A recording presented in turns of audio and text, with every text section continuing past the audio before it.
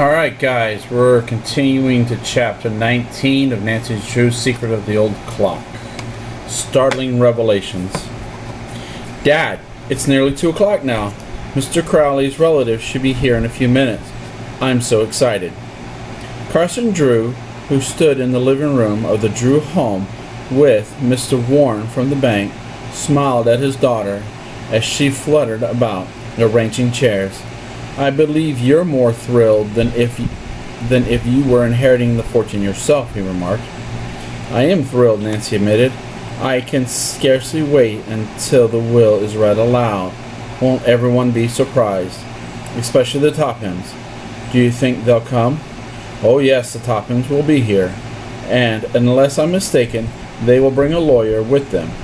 Just as soon as they learned that another will had come to light, they began to worry. They will certainly want to hear what is in this one. Are you certain the will be found?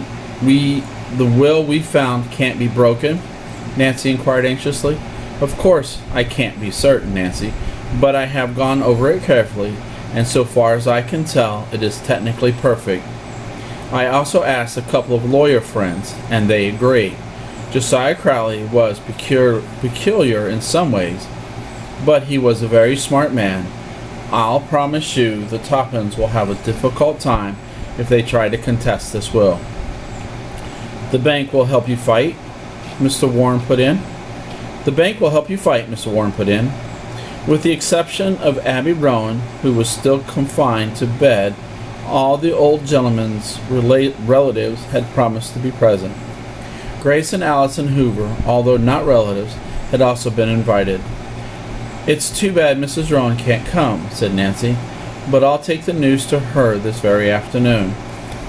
The size of the fortune will probably be a great surprise to everyone. But the Tophams, said her father with a smile.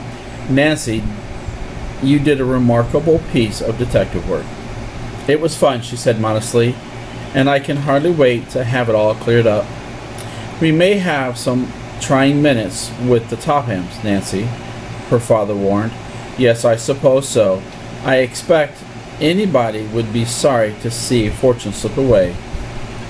Dad, I see Grace and Allison coming up the walk now, Nancy announced, glancing out the window. She greeted them with kisses and escorted the sisters into the living room, where she introduced them to Mr. Warren. As Allison sat down, she whispered to Nancy, Is it true a later will has been found? You and Grace have no cause to worry, Nancy assured her with a mysterious smile. The doorbell rang. This time Nancy admitted Edna and Mary Turner, who were dressed as if for a party. With them was little Judy, who threw herself into Nancy's arm. A few minutes later, the Matthew brothers, William and Fred, arrived. I guess everyone is here except the Tophams, Mr. Drew commented. We had better wait for them a few minutes. There was no need to wait, for at that moment the bell rang sharply. Nancy opened the door, and the 4 members of the Topham family walked in haughtily, merely nodding to others in the room. As Mr. Drew had predicted, they were accompanied by a lawyer. Why have we all been called here? Mrs. Topham demanded, addressing Mr. Drew. Have you the audacity to claim that another will has been found? I have a will written only this past March, Mrs. Topham, Carson Drew replied evenly, and I'd like to introduce to all of you Mr. John Warren, Trust Officer of the Merchants Trust Company of Masonville, which has been named as executor. It's preposterous, Mrs. Topham stormed. Josiah Crowley made only one will, and in that he left everything to us with my husband as executor. It looks like a conspiracy to me, Ada added, tardily, as she gazed coldly upon the relatives and friends who were seated about the room. Isabel did not speak, but tossed her head contemptuously. Richard Topham, likewise, did not offer a comment, but uneasily seated himself beside his own attorney. If you will please be seated, Mrs. Topham, I will read the will, Mr. Drew suggested. Reluctantly, Mrs. Topham sat down. As I have said, Mr. Drew began, A recent will of the late Josiah Crowley was found in a safe deposit box in the Masonville Bank. The will is unusually long, and with your permission, I will read from a typed copy, only the portions which have to do with the disposal of the property. But first, I want to ask Mr. Topham what value he puts on the estate. $100,000 after taxes, the man replied. Oh, the Turners exclaimed, and Mary said, I had no idea Josiah had that much money. Nor I, Edna agreed. Mr. Drew picked up several typewritten sheets from the table and began to read in a clear voice. I, Josiah Crowley, do make this my last will and testament. I hereby revoking all former wills by me at any time made.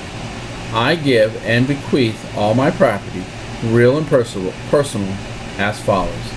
To my beloved friends and neighbors, Grace and Allison Hoover, a sum equal to 20% of my estate, share and share alike. I must be dreaming, Grace gasped.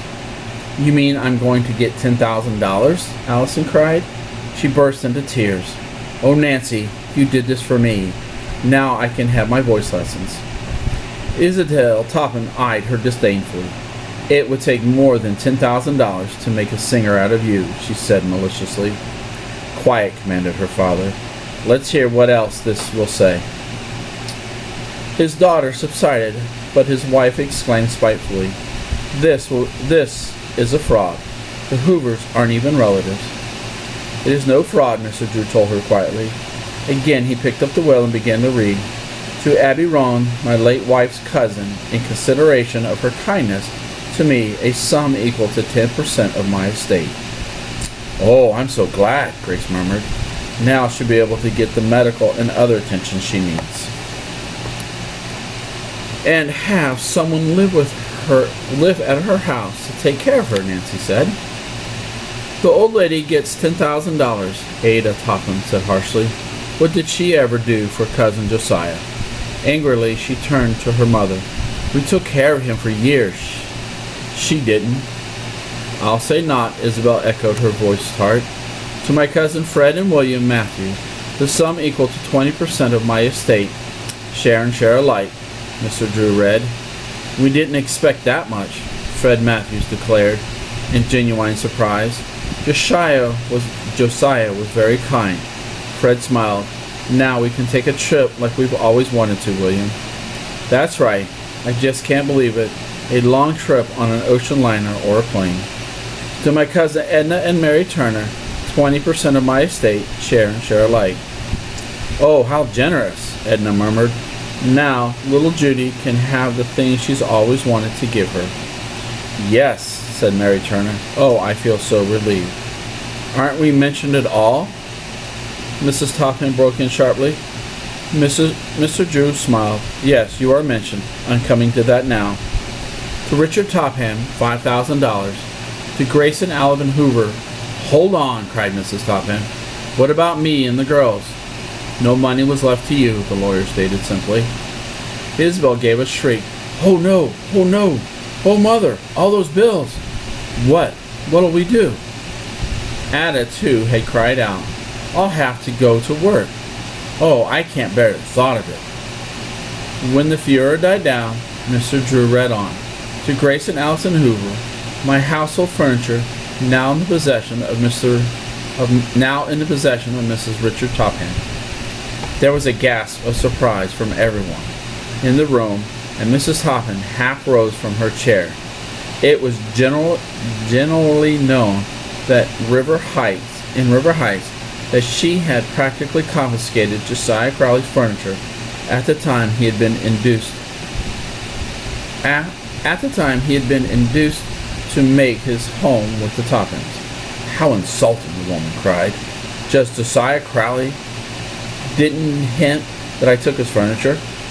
I'm sure I don't know what was in his mind at the time he wrote the will, Mr. Drew told her with a smile. Grace Hoover interposed quickly. We have enough furniture without Josiah Crowley's. Allison nodded. Will not take envy from you, Mrs. Topham. Mr. Drew carefully folded the document he had been reading, and after placing it in his pocket, he said to the people in the room, "That is all, except that there is a proviso for the executor to pay all Mr. Crowley's just debts, including his funeral expense. And that's what balance is left in the estate. And that's what balance is left in the estate goes to the Manningham Old Men's House. I understand Josiah Crowley kept his assets in a liquid state. It will not be difficult to convert the estate into cash. For that reason, I should think it would be possible to draw on your inheritance at once." Ada wheeled upon Nancy, her face convulsed with anger. "You engineered this whole thing, Nancy Drew," she accused bitterly. "Any good I've done, I'm happy about," Nancy answered. "We'll break the will," Mrs. Topham announced firmly. All right, guys, that's the end of the chapter. Love ya.